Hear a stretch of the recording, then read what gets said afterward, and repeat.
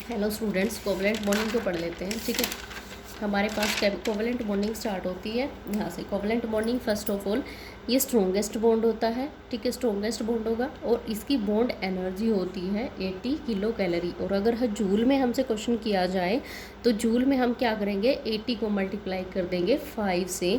अब जैसे कि मैं यहाँ पे कर रही हूँ, 80 को 5 से मल्टीप्लाई करेंगे, 500 5 8 जा 40 किलो जूल पर मोल। ठीक है, ये इसकी एनर्जी आ जाएगी। अब जैसे कि कोवलेंट बॉन्ड होता है, उसके पास 2 प्रॉपर्टी होती हैं। मैंने आपको बताया, एक पोलर होती है और एक नॉन पोलर होती है।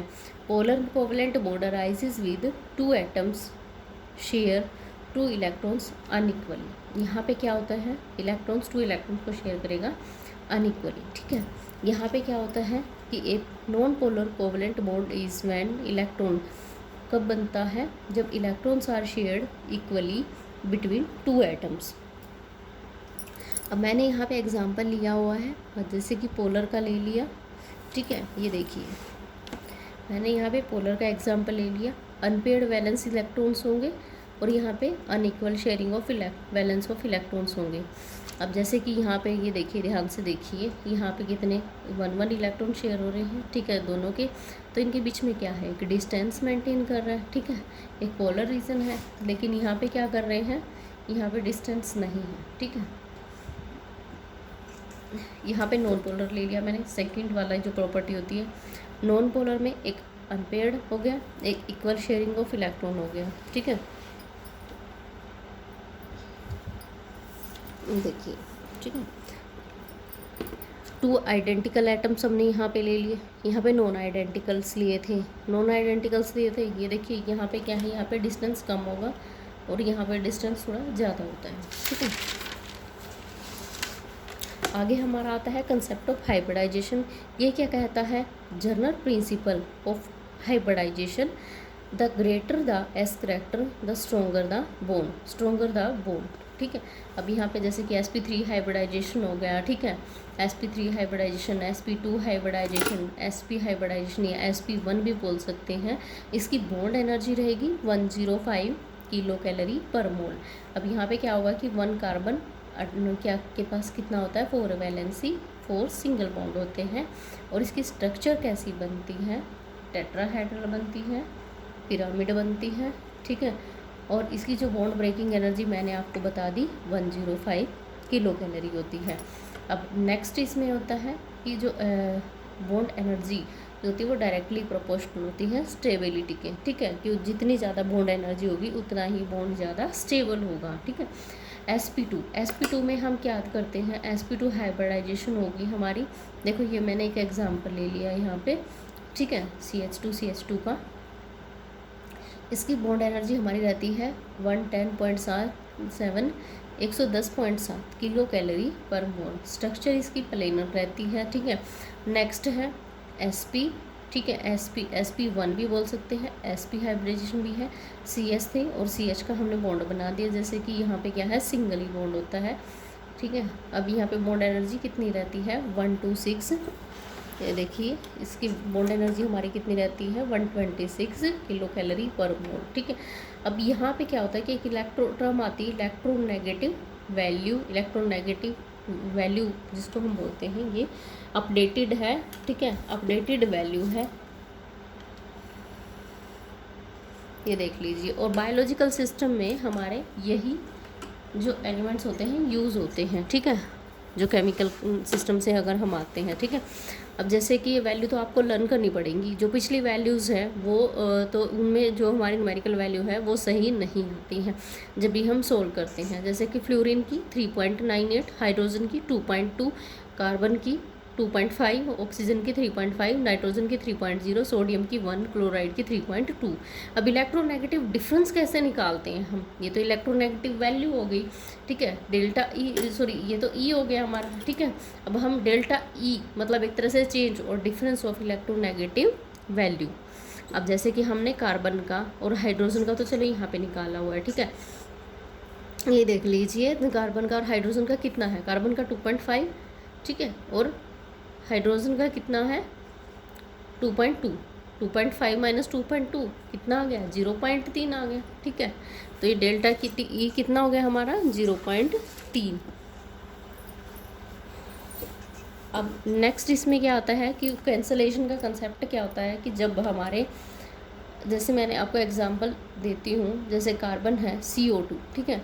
अब ये भी पोलर है, ये भी पोलर है, दोनों के दोनों पोलर हैं, ठीक है। दोनों पोलर के पोलर, दोनों पोलर हो गए तो फिर वो क्या कर देंगे, आपस में कैंसिल आउट हो जाएंगे और वो नॉन पोलर हो जाएगा। ठीक है, अब यहाँ पे क्या होगा कि जो सिमेट्रिक बॉन्ड होंगे, डायरेक्शंस होंगी और इक्वल होंगे। ठीक है, अब यहाँ पे क्या बनता है कि जो कार्बन कार्बन बॉन्ड कितना, वो इनके अंदर एंगल, बॉन्ड एंगल क्या बनेगा, 180 डिग्री। ठीक है, और ये मोर सोल्यूबल होता है carbon monoxide. Carbon monoxide polar होता है और क्या होता है, ये सोल्यूबल होता है। सोल्यूबल का एग्जाम्पल मैं आपको एक देती हूँ, जैसे कि ब्लड में CO2 और CO और O2, इनसे सबसे फास्ट कौन डिजोल्व होगा हमारे ब्लड में, CO होगा, बिकॉज इसकी प्रॉपर्टी, सोल्युबिलिटी प्रॉपर्टी इनसे ज़्यादा होती है। अब जैसे कि हमने O3 ले लिया, इसकी स्ट्रक्चर को अगर हम देखें, ठीक है, नेचर में ये कैसा रहेगा, पोलर रहेगा, और सिमेट्री कैसे रहेगी, एसिमेट्रिकल रहेगी। ठीक है, यहाँ पे एक डबल बॉन्ड होता है, एक सिंगल बॉन्ड होता है O3 का जब हम स्ट्रक्चर करते हैं। ठीक है, अब यहाँ पे क्या होता है कि नंबर ऑफ इलेक्ट्रॉन्स, ठीक है, नॉन पोलर होता है, ये equal number of electrons share होते हैं। और इलेक्ट्रॉन्स की क्या होता है, delta E, unequal sharing of electrons भी रहेगा। ठीक है, और अनइक्वल में क्या रहेगा, पोलर रहेंगे अनइक्वल में, और इक्वल शेयरिंग ऑफ इलेक्ट्रॉन्स में, ठीक है, नॉन पोलर रहेंगे। अब ऑक्सीजन का एग्जांपल ले लेते हैं, ये भी नॉन पोलर है और सिमेट्रिकल है, और शेप कैसी बनेगी सिमेट्रिकल की, रेगुलर स्ट्रक्चर बनेगी। नेक्स्ट आता है इसमें, नेक्स्ट देखिए बहुत इंपॉर्टेंट है हमारा, bond strength is equal to bond stability. ठीक है, अब ये जो है bond length, sorry bond length क्या होता है, bond strength is equal to bond stability. Bond strength क्या, मैंने आपको बताया था, डायरेक्टली प्रोपोर्शनल होती है। ठीक है, अब बॉन्ड लेंथ क्या है, बॉन्ड स्ट्रेंथ के इनवर्सली प्रोपोर्शनल होगी। ठीक है, बॉन्ड लेंथ अगर ज़्यादा होगी तो बॉन्ड स्ट्रेंथ क्या होगी, कम होगी। ये बहुत ही इंपॉर्टेंट रिलेशन है, इसके रिगार्डिंग क्वेश्चन ये आते हैं कि जो बॉन्ड लेंथ है अगर किसी भी एटम की ज़्यादा है तो then bond strength will be, ठीक है, तो वो क्या होगी, कम होगी।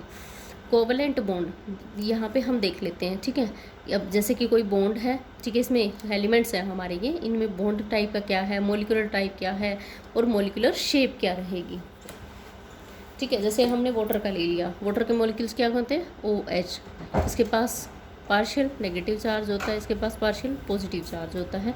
और बॉन्ड की फॉर्मेशन किस नेचर की रहेगी, पोलर और कोवलेंट रहेगी। और इसका जो नेचर रहेगा केमिकल का वो कैसा रहेगा, सोलवेंट का, पोलर रहेगा। मोलिकुलर शेप कैसी बनाएगा, बेंट शेप बनाएगा। बेंट शेप में क्या होता है, रेगुलर शेप नहीं बनेगी, सिमेट्रिकल नहीं बनेगी, एसिमेट्रिकल शेप बनेगी। इसमें एसिमेट्रिकल शेप में क्या बनता है, फिर ये पोलर होता है। और under water oxygen is not available, under water पानी के अंदर ऑक्सीजन नहीं होती है, इसीलिए ह्यूमन बीइंग तो सर्वाइव करता नहीं है। जो फिशेज होती हैं वो सर्वाइव करती हैं because of they have gills, gills present होते हैं उनकी बॉडी में।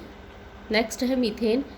मीथेन का जो नेचर रहेगा वो कैसा रहेगा, नॉन पोलर रहेगा। बॉन्डिंग कैसी रहेगी, कोवलेंट रहेगी, सिंगल बॉन्ड होगा यहाँ पे। और मोलिकुलर टाइप कैसा रहेगा, मोलिकुलर नॉन पोलर रहेगा। अब स्ट्रक्चर कैसी बनाएगा, टेट्राहेड्रल बनाएगा, टेट्राहेड्रल स्ट्रक्चर बनाएगा ये। Next is the carbon dioxide CO2. Shape is the non-polar and bond is the polar and covalent. There is the linear in the shape structure, molecular structure.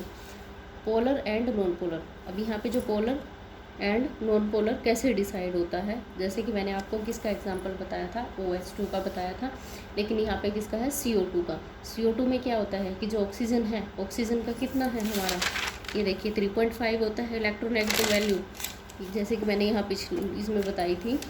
Next carbon का कितना होता है 2.5, then 3.5 polar region. ये क्या करेंगे, इसको यहाँ पे भी इक्वली स्ट्रेच करेंगे और यहाँ पे भी इक्वली स्ट्रेच करेंगे, दे आर द वेक्टर। ये क्या होते हैं, फिजिक्स में हमारे वेक्टर्स होते हैं जिनके पास मैग्नीट्यूड होता है और ये इक्वली फोर्स मेंटेन करते हैं। इसीलिए हमारा क्या होगा कि ये भी पोलर है और ये भी पोलर है, दोनों के दोनों पोलर होंगे तो क्या होगा, कैंसिल आउट होके इसकी जो पोलैरिटी है वो कैंसिल हो जाएगी। तो इसीलिए ये क्या है, CO2, so it is the non polar. Question ये आता है which one is polar and non polar and what is the reason of this. Next is the H2S disulphide का देख लेते हैं। डाइसल्फाइड में कितना होता है 92 कितनी होती है बॉन्ड लेंथ होती है इसकी। यहाँ पे पार्शियल नेगेटिव चार्ज होता है सल्फर के पास, ठीक है। और जो हाइड्रोजन एटम्स होते हैं उनके पास तो आपको पता ही है कि पार्शियल पॉजिटिव चार्ज होता है। नेचर में कैसा रहेगा पोलर रहेगा। आगे स्ट्रक्चर कर लेते हैं अमोनिया का। अमोनिया का स्ट्रक्चर क्या रहता है कि NH3 3 molecules of hydrogen. How many bonds are formed here, कितने बॉन्ड बनेंगे हाइड्रोजन के। ये क्वेश्चन आया हुआ है 2013 दिसंबर में ये क्वेश्चन आया हुआ है कि how many bonds are formed in the ammonia, ठीक है 3 1 2 3, ठीक है। और ये किसके साथ जॉइन है नाइट्रोजन के साथ जॉइन है, इसीलिए ये क्या कितने बॉन्ड बने 3 बॉन्ड बने यहाँ पे maximum 3 bond. Next is the inductive effect. What is the inductive effect. Basically inductive effect कहाँ पे होता है फोर्सेस बिटवीन द मॉलिक्यूल्स, जो इंटरमोलिकुलर फोर्सेस लगता है फोर्सेस के मॉलिक्यूल्स के बीच में कहाँ पे एग्जिस्ट करता है, ठीक है। O3 O2 अब यहाँ पे किस में ज़्यादा होगा, इसमें म्यू इज़ मोर देन 0 और यहाँ पे नेट म्यू कितना होगा 0, ठीक है। इंडक्टिव इफेक्ट होता है कि कोई भी एक एलिमेंट चार्ज है एंड नियर बाय द कोई एलिमेंट है उसको भी नीड है चार्ज की, तो वो क्या करेगा वहाँ से चार्ज ले लेगा। और किस इफेक्ट से लेगा इंडक्टिव इफेक्ट से लेगा, इंडक्शन भी बोलते हैं उसको। तो दैट इज़ द रीज़न।